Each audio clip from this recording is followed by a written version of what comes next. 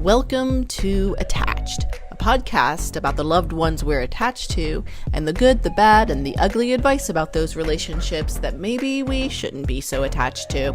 We here at Attached want to share ways to enhance your relationships and debunk all of that bad relationship advice using science.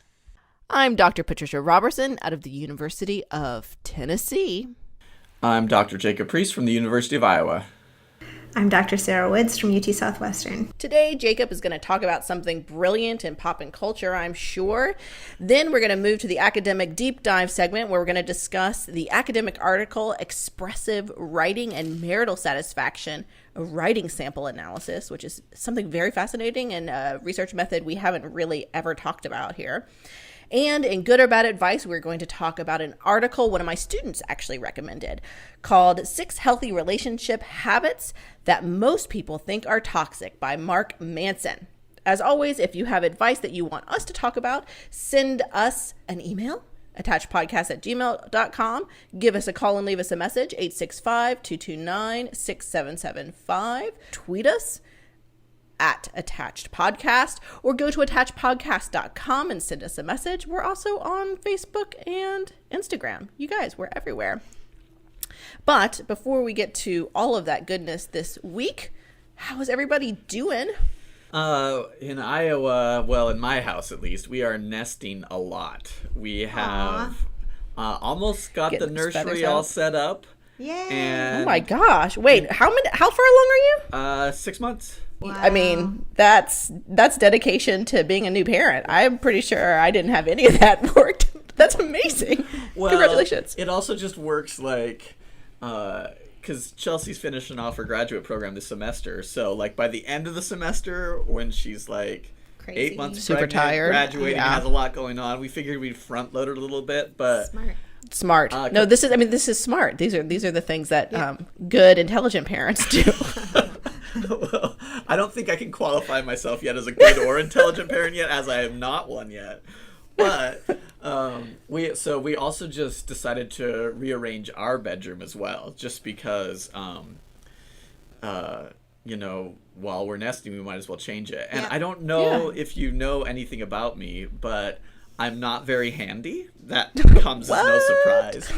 But so our house was built in 1919, so it's 100 years old. So like our bedroom's upstairs and it's got some funky roof lines. So we wanted to move our headboard, but that required me to cut it. So let me tell you this story. What? I'm upstairs working with this handsaw for like an hour and a half, and we're about to go somewhere. And I'm just worried this is going to end with Jacob at the hospital, but go on. No. And so I kind of wrap up. I go downstairs, and Chelsea's like, "Oh, well, before we go, let's see what you were doing up there." She goes upstairs, and she just starts laughing. She's like, "I've heard you like swearing and moving stuff around, and it looks like absolutely no difference." So I broke down and I bought my very first power tool at the ripe old age of 38. And then and then I actually had the right tool and I finished it off in 20 minutes 2 days later. So, just Look at you. Just getting so manly, Jacob parenting. I don't know. Jacob, know if any handyman priest over here. Exactly. I called myself Tim the Tool Man Taylor. And Yikes. Well, if you remember that show, he's pretty inept with stuff, so it kind of fit. Yeah, good point. Woods, what you been up to? Well, last week we had family in town. It's winter break for people who live in the Northeast. I don't know how universal that is, but it's something I grew up with, and then they still do that. So my brother and his girlfriend and my 2 nephews came down to visit for a week, and it was fantastic. Fun. Yeah. We spent a night at Great Wolf Lodge. I think that's something that exists in other places. I don't know if you have one of those. Yes, they are popular in the Midwest. Okay. Well, I hadn't done it before. They had with their kids, and they thought it would be fun, and it was. It's like got a huge indoor water park, so it's got a lot of water slides, which everyone found enjoyable except me. They were terrifying. They were so freaking scary. So because you ride all of the slides in tubes, usually like in tubes for two, I could never have done it solo. But then the way we divided off, I ended up many times riding these slides with my brother's girlfriend, which is a very intimate way to get to know somebody very quickly. Right. To be like cursing at the back of their head, screaming about how you're definitely not going to survive it. So I would send like my 6-year-olds with my 6-year-old nephew down a water slide thinking like, I hope you guys make it. And then just go down the other water slide just screaming. It was horrifying. This family-friendly adventure. I mean, this place was all small children and their parents. And nobody seemed that scared. It was very intense. So, but lots of fun. We had a good week. Yeah. Super scary, but no, yes. It was a lot of fun. Yeah, I feel like I burned a lot of calories just from like the fear all day long of this experience. But it was good. The kids enjoyed themselves. Yeah, well, that's, the most important part. Yes. Mm-hmm. So I have been on an epic cheese making journey for probably the past 6 months. We know this. I had a backlog of about 5 gallons of milk. As one does. So I decided to make 5 gallons worth of cream cheese. Yes. Yes. I have so much cream cheese. Yay. So much cream cheese. It's frozen in my freezer, obviously. It's a good place for it to be frozen. It's just a amazing amount of cream cheese, and I don't know if I'll ever get through it, but if anybody has any recipes that require large amounts of cream cheese, please send them to me. Like, couldn't you sell them like at a local bagel store? I mean, I feel like you could be like cheese with Patricia and just Cheesy Patricia. No, .org. Cheese with Patricia. Cheese with Patricia. Like, yes, I figure, like, on it, you just have, like, you holding a block of cheese smiling. Yeah. No, I mean, I like your marketing idea and your branding idea. The problem is it really needs to be workshopped a little bit. That you think, well, I always try to be nice. It's raw milk, so it's not like I could just, like, go sell it on the I could sell it on the black market, but I don't really feel like that's something I should be saying on a public podcast if I do that. Not. So also, like, would you walk into like a local bagel place and see a lady with a few blocks of cream cheese and be like, I'm definitely going to buy this from you? Let alone if it was called Cheese with Patricia. Like, your setup is... It makes me scared that you would walk in and buy something like that, and then with your power tools, it would just be the end. It would be the end of Jacob. I feel Jacob eating cheese off a stranger, and with power tools. Yeah, it's the downfall. Well, I also like how you phrase that: eating cheese off of a stranger. I don't know. I don't know if that's what I was talking about, but. I see what you did there. Fair point. Fair point. Oh, mercy. You guys ready to move on? Let's do it. I mean, not really, though. Actually, I would really like to continue to play that out, but sure. But do our listeners want it? That's the question.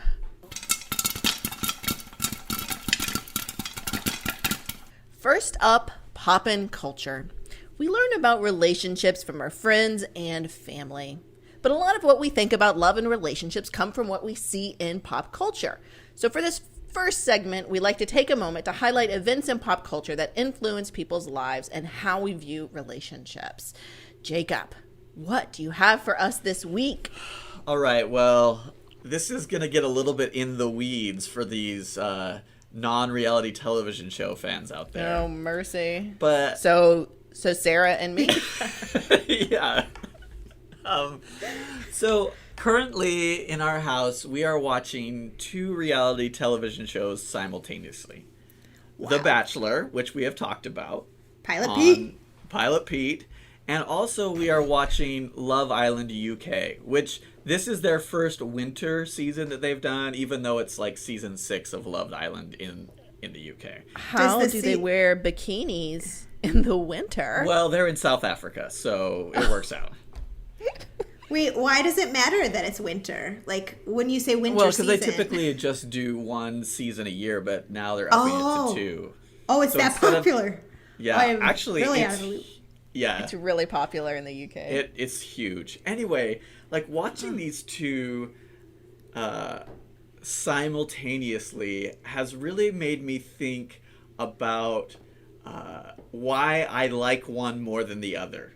Now, I am a huge fan of The Bachelor, but I have become more and more of a fan of Love Island. And let me tell you why. First off, there's no pressure to marry. Right. Most reality television shows based around relationships in the United States are all about getting married. Which, if you're really about finding everlasting love, putting a timeline on something like marriage, I think is super problematic. Right, and also kind of shows this cultural fetishism? What is the word? Yeah, fetishism. That works for me. Fetishism of marriage in particular, which I don't necessarily understand. Yeah, because so on this most recent season of Love Island UK, one of the, I was going to call it characters, but I guess I should call it contestants. Her name is Shanice. She's talking to another contestant about like her plans for the future, and the contestant asked Shanice, well, would you like to be married soon? And she's like, I could wait a little while before I get married. I mean, I'd like to have kids more recently, and I think it'd be really fun to have like, my kids at my wedding with me, which shows the flexibility in the narrative around marriage, kids, that maybe here, especially in our reality television series, we don't have. Second, both shows try to stir up drama. Like, if you're not watching reality television for the drama, why are you watching reality television? But one of the things I like about Love Island UK is they actually try to use the drama as a way to get people to talk better through conflict. So interesting. I mean, part of it is kind of shitty. So they'll like throw, they'll have a contest. Yeah, just part. They'll throw out like, they'll have like an activity in Love Island UK where like headlines from the tabloids will be played out, and so then the couple will hear like, oh, well, this is what people in the UK are thinking about you. Let's talk about it. And that happened with this same contestant I was talking about, Shanice. And the person she's coupled up with, and now, spoiler alert, they are officially boyfriend-girlfriend. Oh, my. Whoa. They actually go through one of these activities, and there's some conflict because some of the things that are said, and I won't give that away either. But they are actually there, and they show how to model really good conflict resolution. They talk through it. Okay, I'll give you the example. So, Shanice and Luke T, they actually get to go to the Hideaway, which is the place where they get separated from all the other islanders and they get to spend the night together. And the next day, Luke T tells the other... Yeah, because there's multiple Lukes. There's 6 Lukes, yeah. Luke T tells the other guys in the villa, which they call it, about what happened in the Hideaway. And so in this activity, what they do, the tabloids say, Luke T tells boys about what happened in Hideaway with Shanice. And of course, Shanice is like, you did what? Which is really kind of funny because everybody on national television saw what happened in the Hideaway. Right, but there's no actual privacy. Yeah, it was, they actually went and had a conversation where she laid out while she was upset, and he really heard and listened and said, hey, I get that. I will make sure that there's a boundary between the rest of the people in the villa and what happens between us. So the next time they get a little bit of alone time, he respects that boundary and doesn't give in to anything that they want. Magical. Unlike, on a few episodes ago, we talked about the drama triangle that is so much going on in Pilot Pete's The Bachelor. Oh, pilot. It really doesn't. And the other thing I don't like about The Bachelor is all of the dates on The Bachelor are fanciful, right? You're not going to be able to go to a private concert and then, have your own place in a restaurant and walk out and see fireworks every time you go on a date with somebody. But in Love Island, they do stuff like, hey, well, we're going to go have dinner and a picnic at this really nice scene, which is a lot more accessible to people and reflects more of the real world. Yeah, and also based purely on your description of each show, because I have not watched them, it sounds like The Bachelor also kind of adheres a lot more to gender stereotypes than Love Island does. Yeah, like there's still, Love Island, there's still the expectation that, if they decide that they are going to be a real couple outside of the villa, they will, the guy typically asks the woman to do that. But, like when they go through the coupling up process, both men and women get a choice. It's still super heteronormative. That's a knock on both of them, Very but true. that's a discussion for another podcast. Anyway, so if you want to actually have a semi-realistic vision or learn good principles about relationships, I would recommend Love Island over The Bachelor. I'm just saying. Here is your the official lessons recommendation. that we can learn from pop culture through the eyes of Jacob Priest. Cool. I'm here for it. Yeah, I'm glad. Love Island all the way.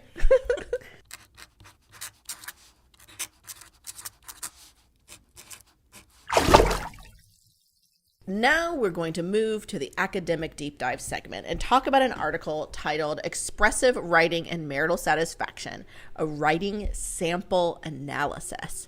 Recently published in the Journal of Family Relations, this team out of Utah State University, Dr. Scott Allgood, Dr. Ryan Seedall, and Rachel Williams, explored associations between spouses' writing and the quality of their relationship.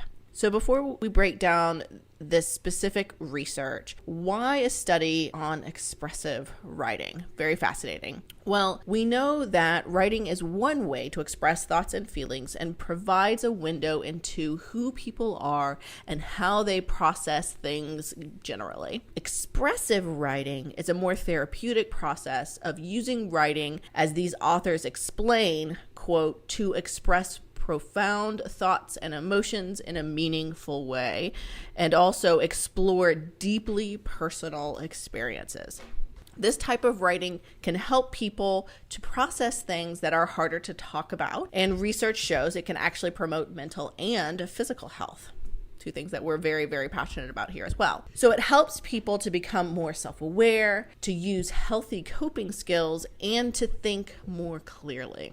And expressive writing is cheap. It literally costs what a pencil and a piece of paper. So it's sometimes a helpful addition to psychotherapy for additional processing outside of a session that doesn't cost people anything. But these researchers point out most of the research on the effects of expressive writing has focused on individuals rather than whether it might promote the quality of a relationship. What few studies have done suggests that the use of expressive writing, specifically focusing on the relationship, may be associated with the use of more emotional language in texting and relationship longevity, and also relationship satisfaction among military couples. However, the authors of this study point out that prior research has been limited by focusing on either college-aged couples or very specific singular aspects of writing. I'm really excited and fascinated about this. So Sarah, how did these authors test connections between expressive writing and relationship satisfaction? So they wanted to look at a few indicators of the relationship within partners' writing, and they suggested that first it might be helpful to look at partners' use of first-person plural pronouns, which would be like we, us, our, ours, versus first-person singular pronouns like I or myself, right? Right. And they suggest that it's a potential indicator of the cognitive room that partners give each other. So drawing on the work of John Gottman, they talk about what people know about their partner's psychological worlds and how they position their relationship on this continuum of myself or individual versus togetherness and entirely overlapping might be indicated by how often they're using this first person plural pronoun language to indicate how they're thinking about how together and close they are. Well, that makes sense. The words that you use reflect how you think. That makes perfect sense. And the second piece that they thought would be important to focus on would be the use of affective language, so emotional words that might connote the emotional tone of a relationship, so how positive the language is versus how negative the language is. So what these researchers did, they invited 78 heterosexual and non-distressed married couples. So these are not couples in therapy. These are just, say, off the street. They recruited them a little more intentionally than that. But come into my lab, write something. Well, a little bit. They did some snowball sampling. So they actually asked their first participants to do what you just did to their friends. Right. Follow me. Follow me so if you want to write about your relationship. That's right. They're going to pay us for this. So they're an average, 39 years old. They've been married an average of 16 years. They have an average 2.5 children. They're that also, half child is always wild. Well, it's occurring more often in this sample than usual, but Hey, some of us have half a child right now. That's right. Okay. Aw, that's right. cute. Yes. Aw, totally not scientific. So they're mostly white. They're also very highly educated, mostly Christian. Also important caveats to be thinking about. They were offered the opportunity to complete the study either through writing by hand or to be typing on a computer, whichever they felt most comfortable with. And all of them chose to complete the study online using a computer. They were instructed to write either in separate rooms or at separate times. So they were not going to do this expressive writing together. And they were to write for about 15-20 minutes about something that they feel strongly about in their marital relationship. The prompt included language inviting the partners to really let go and explore thoughts, feelings, and experiences. Interesting. That's very interesting, that word strongly, because it could be either a negative problem or something positive that they really like. So they were free to talk about something positive or negative. Oh, That's right. That. Yep, that was intentional. So it's a neutral prompt that is asking about the intensity of the event, prompting the intensity, but yes, not the valence, positive or negative. And then they self-report their relationship satisfaction as well. And the researchers analyzed all the participants' writing using a word analysis program called Linguistic Inquiry and Word Count, which I had not heard about before. Cool. But it categorizes these words into different domains as well as counts the percentage of words in each of those categories. So these researchers, because their question was about personal pronouns and affective processes, those are the categories of words that they especially looked at. So first person plural versus first person singular, and then the use of negative or positive emotion words like love and nice versus hurt and worried, etc. And then they looked at this data, how this language and this expressive writing for partners, they looked at this dyadically. So not only how each person's writing connected to their own relationship satisfaction, but also how each person's partner's writing might be associated. I love that. I always love some actor-partner interdependence modeling, some of that sweet APIM. Yeah. It's a statistical method. Do people not refer to it as the sweet APIM? No, is that just they me? Do. Is that probably just me? Yes. No. The peer reviewers usually, I think, request that you remove it, but our first draft always includes sweet APIM. It is considered the gold standard of data when looking at couple research, right? The way I think about my relationship impacting the way I feel later is one thing, but I'm not the only individual in my relationship. It's really powerful and important to also consider the partner's opinion and how the partner's opinion influences the partner. My partner's opinion influences my health outcomes or whatever it may be, and also how my opinions or actions influence my partner as well. At the same time. Correct. So the other piece about that is that you're estimating all those effects for the individual person and across partners at the same time. So you're capturing that mutual influence, which is great because they had this couple level data to be able to do that and could provide maybe some better insight about how that looks relationally. Right. So what they found was that people who used more we words, so more of those plural pronouns, reported that they themselves had greater marital satisfaction. There were no partner effects. Interesting. Yeah, so how frequently my partner used things like our or we in their writing was not associated with how satisfied I was. And the use of the first person singular was not significantly associated with either person's marital satisfaction. So you could say I all day long, not associated. I don't think all day long was a way they quantified it. Right. Yeah. The frequency of that. And then they found also that the more positive language that occurred in the writing samples, the greater my marital satisfaction was, but again, no partner effects. So you'd referenced earlier, Patricia, that this prompt was neutral. So they were not told to write about something negative or positive, but the more often I used emotional words that were positive, the more likely I was satisfied. I think it's interesting, this positive and negative and plural first person and singular first person. I can see how there might be an interaction effect there. So if you're talking about something negative in your relationship and you're saying I versus owning it in we would be a lot different than something positive in your relationship and saying I am owning all this positivity versus we are doing this positivity. So I could easily see how these effects might be different if we look at it within that context of positive and negative and plural and singular first person. I love it. I see that in my own relationship. So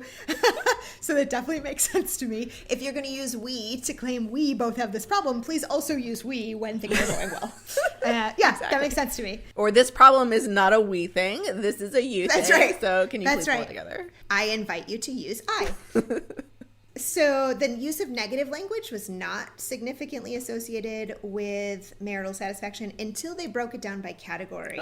So they pulled out categories of kinds of negative language like worry and sadness and anger. And the more a person used language in their writing that reflected anger, that effect was significantly associated with their own marital satisfaction, such that they reported they were less satisfied. And again, this is a collection of non-distressed couples. So anger showing up in a neutral writing activity is interesting anyways, because I'm not sure how often it showed up across the sample, but you would imagine it wouldn't show up that much. But when it does, it's associated with my own feelings about the relationship. So, I mean, there's a really, really important limitation of this paper is that it's cross-sectional. So we do not know whether how they wrote was associated or a predictor of their relationship satisfaction. It could very easily be the reverse. And probably that direction makes more sense in terms of if I'm happy in my relationship, or if I'm satisfied in my relationship, the more likely I am to speak positively about it, and the more likely I am to use language that might reflect how together and we I feel. And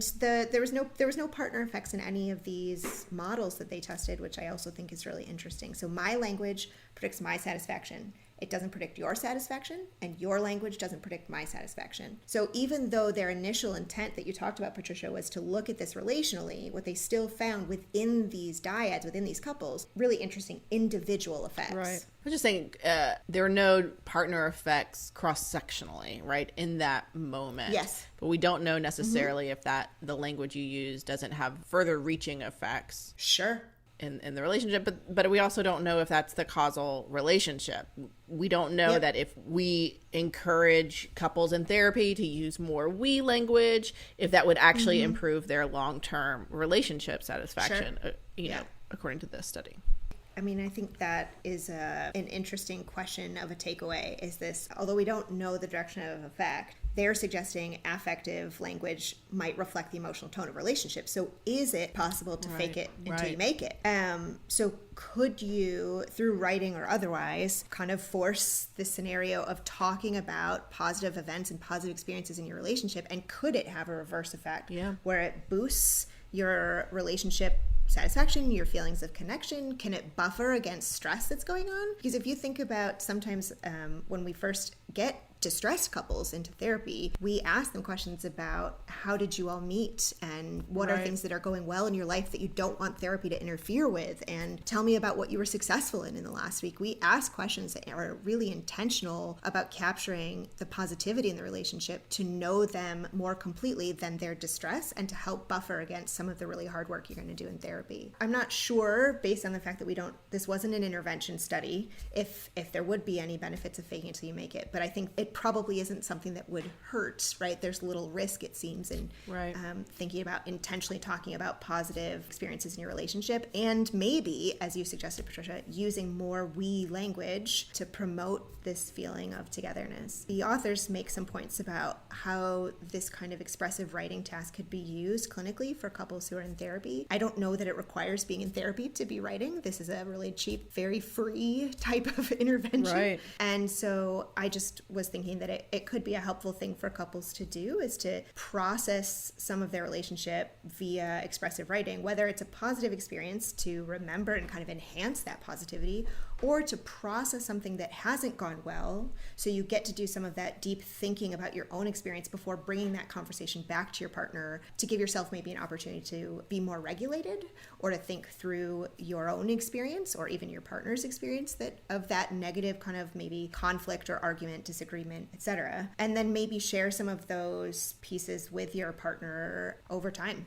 Yeah, no, I would totally agree. I have to provide a few caveats before I jump in and talk about this paper, though. Well, first off, I have met the first author, and I've known the second author, Ryan Seedall, for a really long time. He's just a really great dude. I was sitting in a coffee shop working across from Chelsea this morning, reading this article in preparation for today, and I looked at the name of the third author. I was like, Rachel B. Williams. I know that name from somewhere. No, it can't be. So I look over to Chelsea. I was like, Chelsea, do a Google search for Rachel B. Williams, Utah State. She's like, okay. Oh, so this is actually Rachel's master's thesis work turned into a publication. And I was like, it can't be. It can't be the same person. Rachel and I dated in college.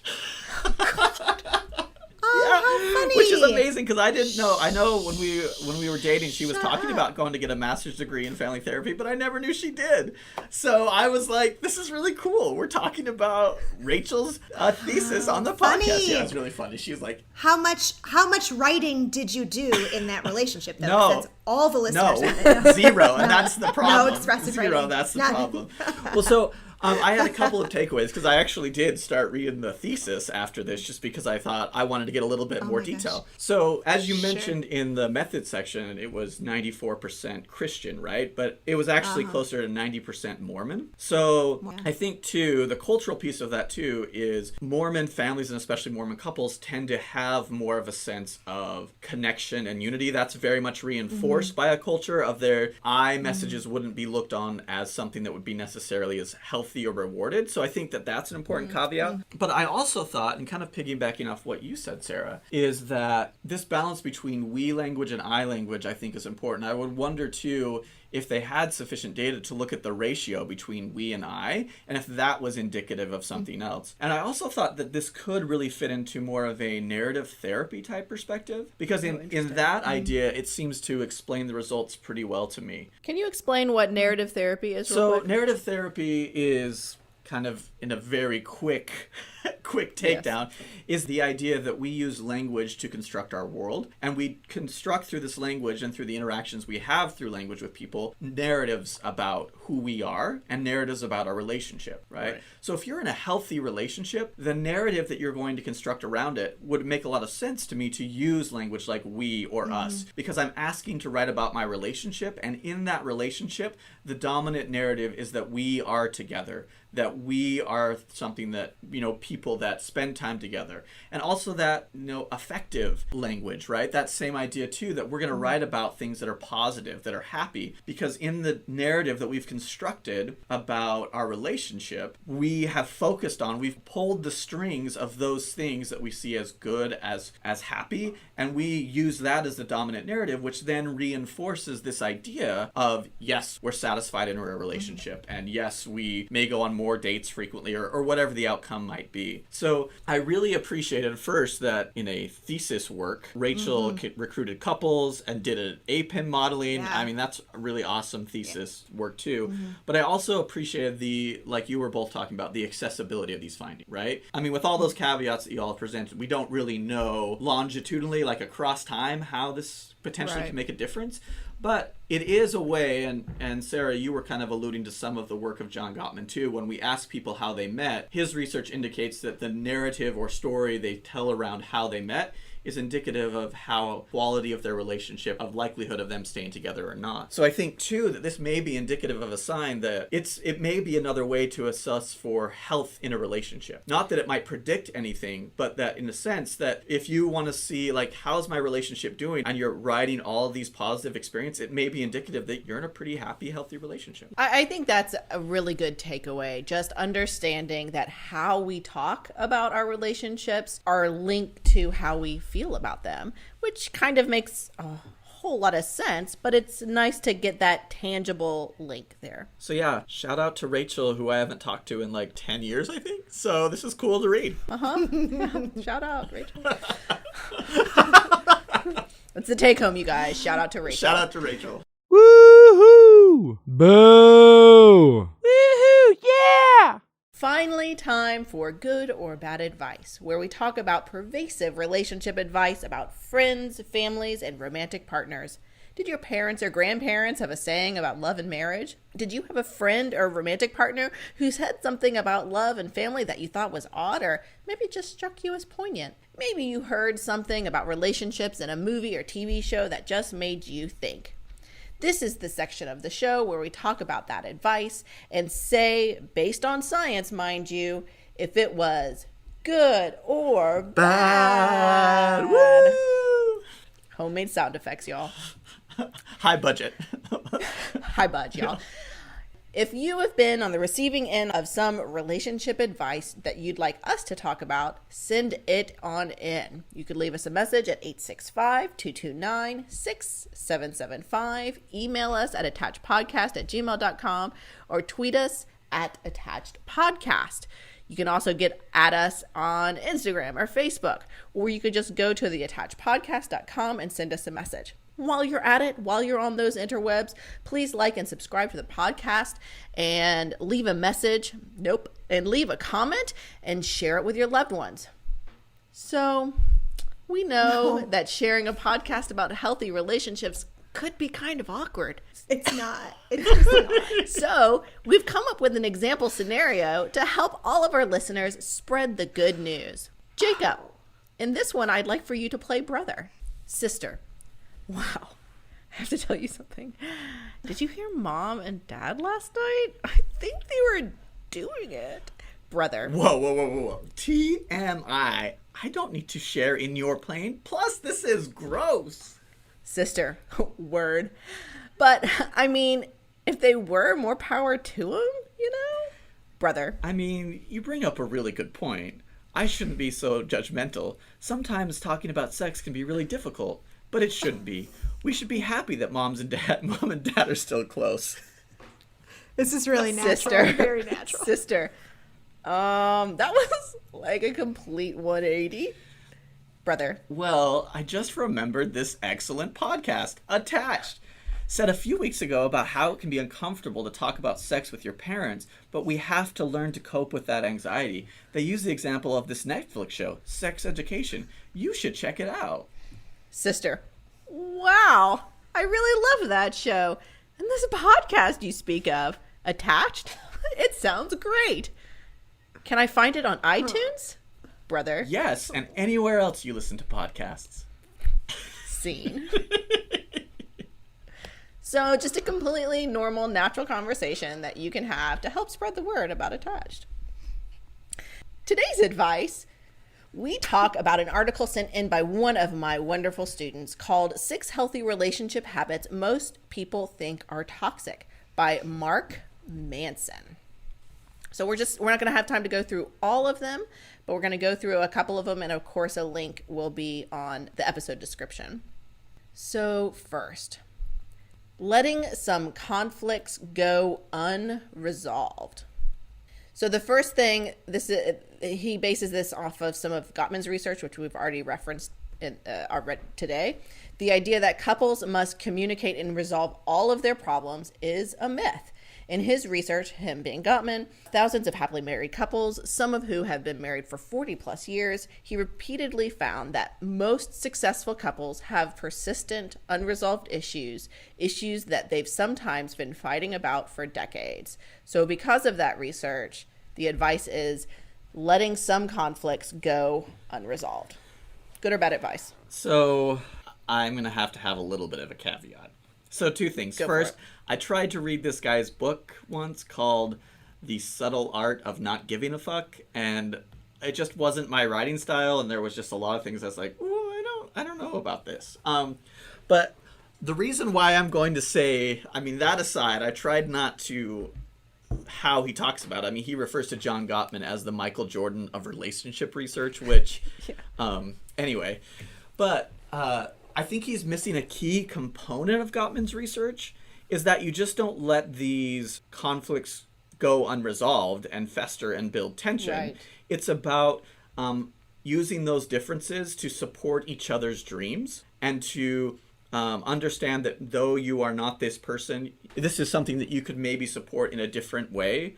So yeah, Gottman's going to say that 67% of all problems are unsolvable, but I think that the process of talking about these problems and Understanding the your individual differences as to why you have that difference, I think is what Gottman would say is most important. exactly. So Understandable reasons. for that reason, because he missed that important research, I'm going to say this is bad advice. Yeah. Okay. I think I would say it's good advice because I'm not sure it needs too much more explaining. I agree with Jacob that the idea or the most important piece about that is not solving the conflict, or it's not an idea of just kind of letting things go that upset you and just always choosing to turn the other cheek. That's not effective either, but it's the process of how you talk about things that you disagree about that's most predictive of whether a relationship is functional or not. And going into those conversations knowing that you are not necessarily going to convince your partner of your point of view, and instead thinking about how you can talk with each other about that kind of conflict is really what's most important. And sometimes there are, I don't personally ascribe to this, but I think sometimes there is maybe some benefit to picking your battles. I don't personally choose to leave any of them on the floor, but for some people that could work. So good advice. Yeah. Okay. So we have I would say that's a 50-50 depending on the context and how you interpret it in your relationship. Maybe. Mm-hmm. Yeah. Okay. Next, being willing to hurt each other's feelings. So this example kind of goes into telling his wife he doesn't like her outfit and she being upset about it. So being open and honest with each other. So I'm going to say bad advice, because it's not about being willing to hurt each other's feelings. It's about willing to being open with each other, right? And when I say that, I mean this ability to say and have difficult conversations. I don't think that, if your wife has been getting ready for 30 minutes, what she's using this, and you just say, oh, that doesn't look great, that's really not, maybe that's a difficult conversation, but I don't feel like that's as an important conversation about talking about past hurts in your relationship where you were really vulnerable and felt let down by your partner, or where you have to be open and authentic about a disagreement, not in the sense to hurt the other person's feelings, but to be able to say, this is important to me and I want you to hear me out about this. When it talks about hurting each other's feelings, it almost talks about a level of rudeness or curseness that I don't think John Gottman would ascribe to. He's going to talk about the 10-to-1 positive to negative ratio of when couples are just normally interacting, that you want to have these positive interactions to the every one negative, and the 5-to-1 in conflict. So I think if you're aiming just to be like, oh, well, they said I could hurt my partner's feelings, so this is going to be a place where I'm doing, that just seems petty and vindictive, which isn't the foundation of a healthy relationship. Yeah. So bad advice? Yes, bad advice. Yeah, I also say bad advice. This is nonsense. Honesty is not the same thing as Right. hurting someone's feelings. Yeah. There are lots of times where you could be honest and never hurt anyone's feelings. And if you haven't found a way to phrase it that will not try to remove some of that pain, then I don't know, are you even trying to have a healthy relationship? This is just permission to go balls to the wall whenever I Right. want it. In this article that you're referring to, Patricia, he says the last person I should ever have to censor myself with is the woman I love. False. Your job in being a good partner in any kind of relationship is to occasionally censor yourself. The whole world doesn't need to know all your thoughts and feelings all the time, and that includes your partner. There is feedback that you don't need to give and things you don't need to say, and sometimes we hurt each other's feelings. Yeah, and doesn't I have would to be a actually goal. say almost entirely your partner. That's the person that, in theory, you're going to walk through life with and you're going to have the longest relationship with. So I would think that that's a person you want to express things to in an honest way. We're not talking about stifling your emotions, but in a way that communicates your feelings, but also protects their feelings in a way that helps that relationship stay healthy. So bad advice.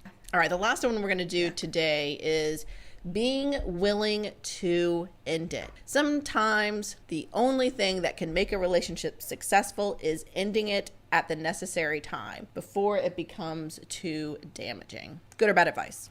So I'm going to say bad advice. And the reason why I'm going to say that is I think that there are toxic relationships or that you need to get out of. And there also are times when you should break up with somebody if you've been dating with them. But to me, this seems like you're using it as a threat, that I'm going to be willing to end this, right? I mean, I don't think that's exactly what he's getting at, but it feels that way to me in the sense of being willing to end it. Like, oh, well, if you're not going to do this, then we're going to get divorced. Yeah, you're right. The next line, it says, and the willingness to do that, to end it, allows us to establish the necessary boundaries to help ourselves and our partners grow together. So I like that, right? There needs to be a bottom line in a relationship, right? There needs to be something that if it happens, this is where I go, I end the relationship. But I also don't think that it is something that should be used as a threat to try to manipulate people and to get them to do something.